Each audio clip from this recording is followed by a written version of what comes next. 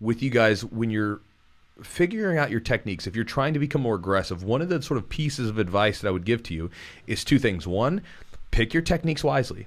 Again, there's nothing wrong with like just trying stuff out, right? Just going for stuff, playing around, whatever. But there is something to being intelligent and sort of thoughtful about which techniques you're going to work from. And especially for some of you guys that are in that first couple years of training, I would definitely steer you towards more of the fundamentals, the basics, the simple stuff, because the simple stuff is more likely to work early on and you can always build upon that stuff later on.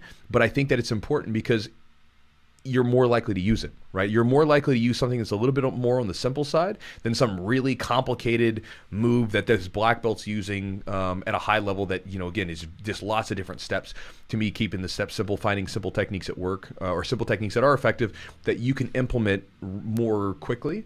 And then also understand, like, what do you do if that technique fails? So this way you can reclaim your guard, your top position, your whatever it might be. Just making sure you're in a good spot, because if you have those two things covered, where you have a simple technique that you have a decent chance of actually hitting during a roll, and you know how to make sure that if it doesn't work, you don't get completely smashed afterwards, those things can lend themselves to becoming aggressive with the technique and you know, that sort of thing.